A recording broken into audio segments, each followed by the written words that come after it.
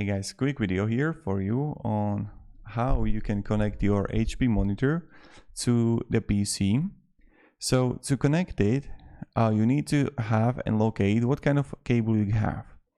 If you have the cable that is going to be the HDMI, let's say, then you need to find an HDMI ending on your PC like this.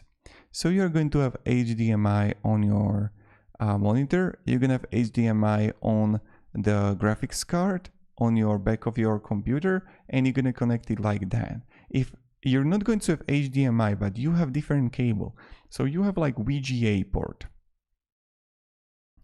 then and you have HDMI port in PC, let's say, then you just have to use adapter and buy it, and you're gonna have VGA adapter like here with the HDMI ending.